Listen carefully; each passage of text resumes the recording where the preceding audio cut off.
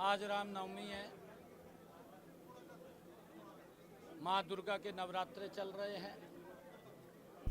मैं प्रदेशवासियों को रामनवमी की बहुत बहुत बधाई और शुभकामनाएं देता हूं। ये हमारे माँ दुर्गा के नवरात्रे पर्व हैं और हमारी संस्कृति के साथ जुड़े हुए पर्व हैं।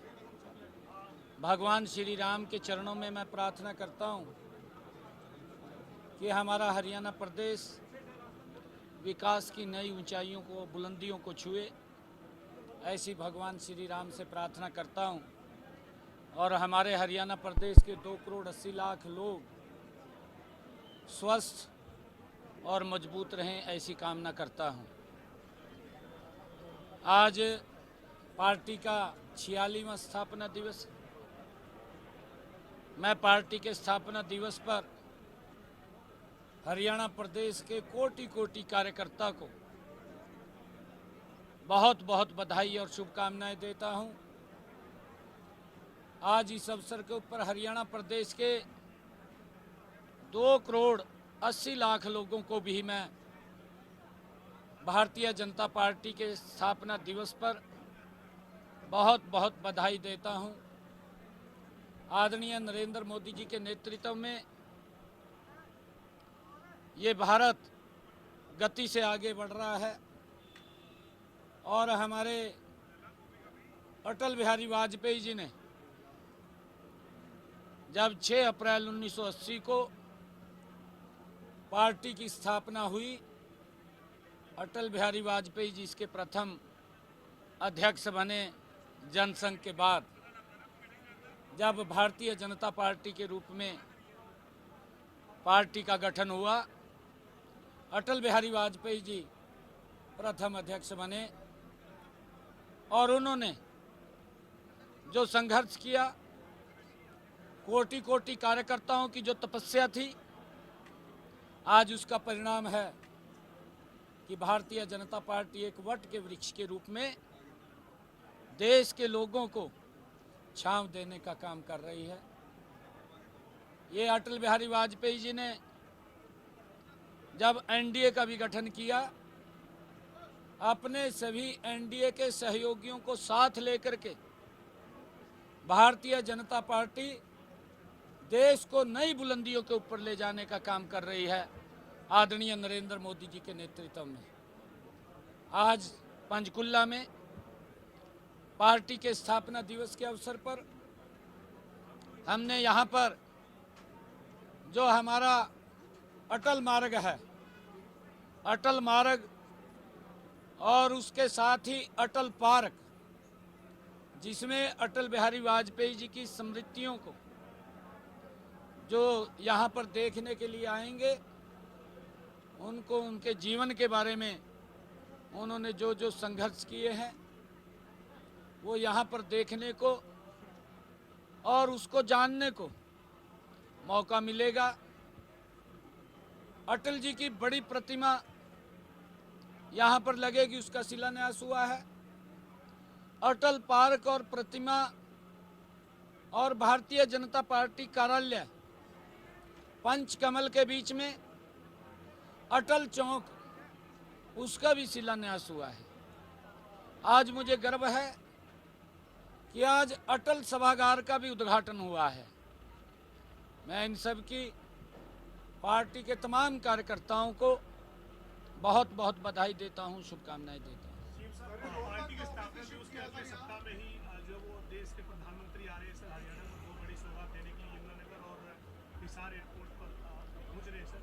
लेकिन इस बीच से विपक्ष के सांसद जयप्रकाश ने ये बात कही थी कि हिसार एयरपोर्ट से कोई फ्लाइट नहीं उड़ेगी, लेकिन अब अयोध्या की फ्लाइट, पहली फ्लाइट जो वो उसका हरी झंडी दिखाने के लिए पीएम साहब आ रहे हैं सर। क्या कहेंगे विपक्ष ने जो कहा था उस पर और ये पीएम का जो कार्यक्रम? कल हिसार में भी प्रेस के बंधुओं ने इस बात को पूछा था। मैंने जयप्रकाश जी को आमंत्रित किया है। वो आवेश में आ जाते हैं, क्योंकि आवेश में इसलिए आ जाते हैं, मोदी जी तो काम कर रहे हैं, देश को आगे बढ़ा रहे हैं, परंतु कांग्रेस में ऐसा नहीं प्रचलन था। उनको तो ऐसा लगता है भी ये भी झूठ बोल रहे जैसे वे झूठ बोलता थे। मैंने जयप्रकाश जी को आमंत्रित किया है कि वो मंच पर आएं और फ्लाइट भी देखें, फ्लाइट में वो भगवान श्री राम के दर्शन करने भी जाएं।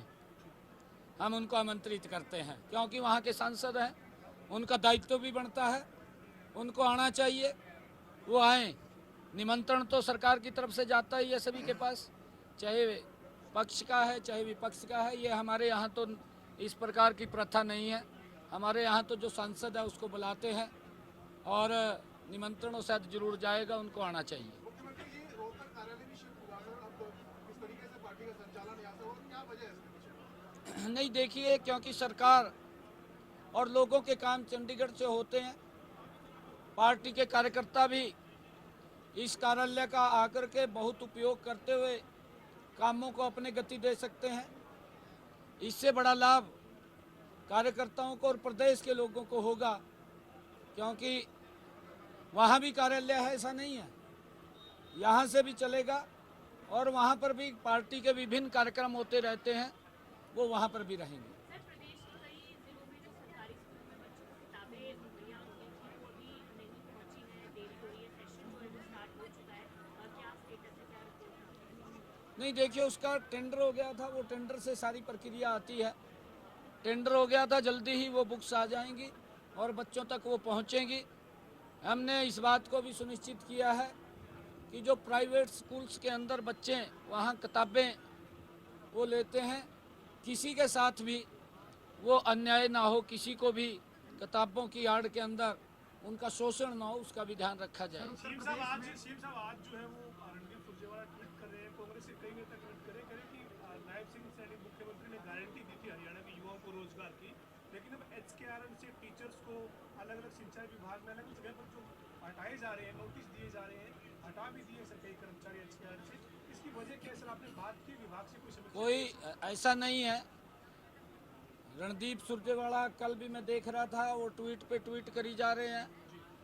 हमने ये कहा था, वो कल एक वीडियो भी मेरी दिखा रहा था, कहा जी पत्थर पे लकीर है। भाई पत्थर पे लकीर आज भी है, आज भी पत्थर पे लकीर है। एक भी बच्चा कोई जिसको हमने सुरक्षित किया है, 1,20,000 जिनका कार्यकाल 5 साल पूरा हो गया था, ऐसे युवाओं को हमने सुरक्षित किया है, किसी को भी नहीं हटाया जा रहा। ये तो खाली गुमराह करने का काम कर रहे हैं। क्या कारण है, कौन से विभाग में क्या हुआ है, वो जांच का विषय, वो देख करके उसको करेंगे। प्रदेश में वक़्फ़ की संपत्तियों की जांच मुख्यमंत्री ने वहां पे दे दी, आप लोग भी चेक कराएंगे यहाँ पर कितनी ऐसी संपत्तियां जो कब्जे में है जिसको लेकर सरकार सजग है?